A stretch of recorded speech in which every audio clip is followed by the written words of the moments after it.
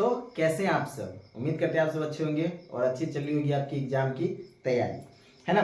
तो चलिए आज हम आपके लिए कुछ ऑब्जेक्टिव के मैथ के इंपॉर्टेंट क्वेश्चन लाए हैं, जिसे आप एग्जाम में अगर आ गए तो उसे कैसे आसानी से सॉल्व कर सकते हैं। तो उसके लिए आज हम लोग कुछ ऑब्जेक्टिव क्वेश्चन के प्रैक्टिस करेंगे, ठीक है, जो अभी 2024 में हमको हेल्प करने वाले हैं। देख लीजिए, आज डे 1 है हमारा एग्जामिनेशन 2024 के लिए, क्लास 10 सब्जेक्ट मैथ ऑब्जेक्टिव का, ठीक है ना। चलिए शुरू करते हैं।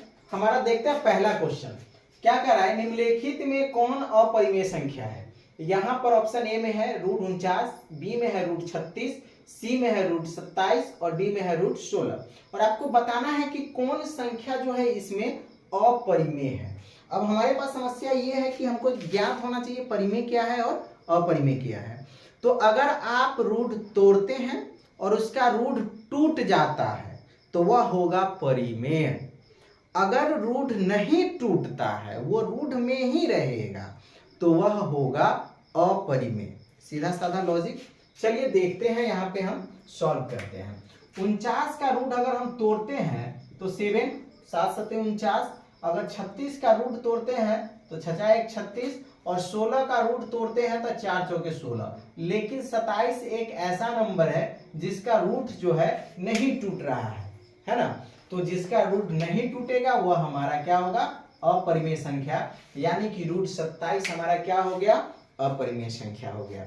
उम्मीद करते हैं कि आपको परिमेय और अपरिमेय से अगर क्वेश्चन पूछ दिया जाएगा तो आप आसानी से इसको सॉल्व कर पाएंगे। चलिए अब बढ़ते हैं दूसरे क्वेश्चन की तरफ। दूसरा क्वेश्चन क्या कह रहा है मेरा, कि वर्ग अंतराल 15 से 25 का वर्ग चिन्ह है, यानी कि 15 से 25 जो वर्ग अंतराल में आता है तो उसका वर्ग चिन्ह क्या होगा, 10 20 30 40 क्या होगा।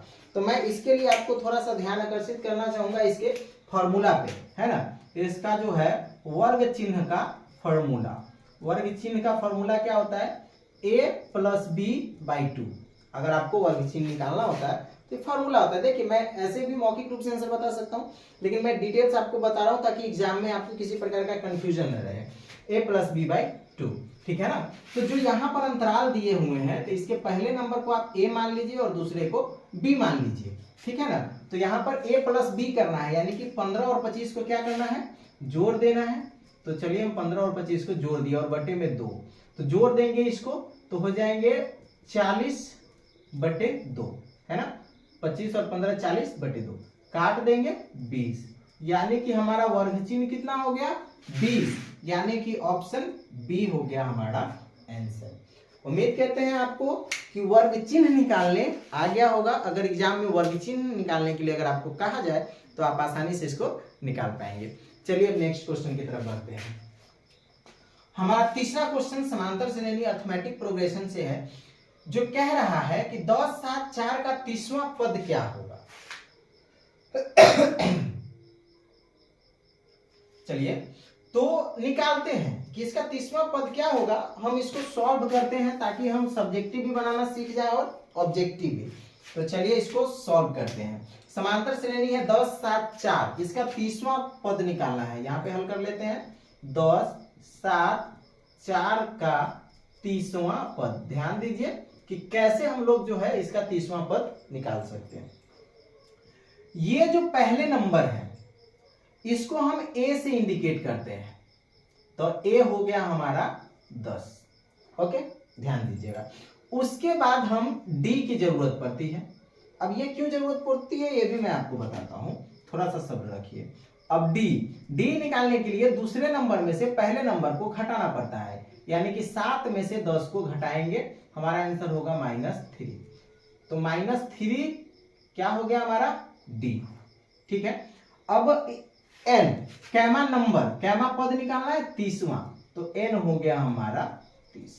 अब मैंने ये क्यों लिखा, तो अरिथमेटिक प्रोग्रेशन बनाने का एक सूत्र होता है, क्या होता है, फॉर्मूला होता है इसका Tn = a + n - 1d, ये है सूत्र, ठीक है। अब इस सूत्र के आधार पे क्वेश्चन, तो हमको a n और d पता होना होगा। तो a हमने पता किया, पहला नंबर a, d पता करने के लिए दूसरे नंबर में से पहले नंबर को घटाना पड़ता है, मैंने घटा दिया और n जो पद निकालने के लिए कहा जाता है वो हो गया हमारा n। चलिए अब हम इसको सॉल्व करते हैं। a हो गया 10 प्लस n-1 यानी कि 30 माइनस 1, d हो गया -3। ओके, चलिए 10 प्लस 30 में से 1 घटाइएगा क्या हो जाएगा 29, और इसको मल्टीप्लाई किससे करना होगा -3 से। तो चलिए कर दीजिए 10 प्लस 29 और -3 को गुना कर देंगे, क्या हो जाएगा 9 × 27 के 7 हासिल 2, 3 × 6 = 8 -87। ठीक है, वो प्लस में है और वो माइनस में है तो माइनस ही होगा। अब देखिए 10 प्लस माइनस माइनस, तो 10 में से 87 क्या होगा माइनस हो जाएगा, तो आंसर होगा क्या हमारा -77। तो देखिए हमारा आंसर जो है इसमें -77 कौन सा ऑप्शन में है, ए में है 75, बी में है 77, तो हमारा आंसर हो गया ऑप्शन नंबर बी 77।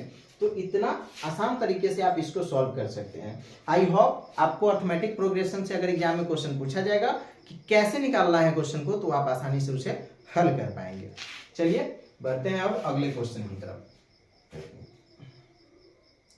अगला क्वेश्चन चौथा है हमारा, दी गई आकृति में डी पैरेलल है बीसी के, तब एक्स निकालिए। यानी कि डी बीसी के समांतर है तो एक्स निकालना है, यानी कि यहाँ पर ए डी का मान x है, डी बी का 16 है, ए ई का 34 है, ई सी का 17 है, तो यहाँ पर ए डी एक्स है, तो एक्स की जगह पे कौन सा नंबर होगा वो हमें ज्ञात करने हैं। तो चलिए ये भी बहुत ही इंटरेस्टेड क्वेश्चन है, मैं इसको इरेज कर देता हूँ फिर यहीं पे बना लूंगा, ठीक है ना। चलिए तो सॉल्व करते हैं इसको। फिगर मैं यहाँ पे ड्रॉ कर लेता हूं ताकि आसानी से हमें समझ में आए। ए बी सी और यहाँ पे डी ई, ठीक है, ये x है और ये एंगल 16 है और ये 34 है और ये 17 है। प्रश्न में कहा जा रहा है कि ये इसके समानांतर है, पैरेलल है, ठीक है। तो जब डी ई बी सी के बराबर होता है तो वैसे कंडीशन में हमें करना क्या होता है कि एक फॉर्मूला का यूज करना पड़ता है। वह सूत्र क्या होता है, ए डी, ठीक है, अब बटे में डी बी इक्वल टू ए ई, अब बटे में ई सी, बस यही फॉर्मूला। ये ए डी बटा डी बी, ए डी बटा डी बी, और इधर वाला एंगल ए ई बटा ई सी, यही करना है। और जिसका मान जो दिया हुआ है वो सामने इंगित करना है। ए डी एक्स है, डी बी 16 है, ए ई 34 है, ई 17 है।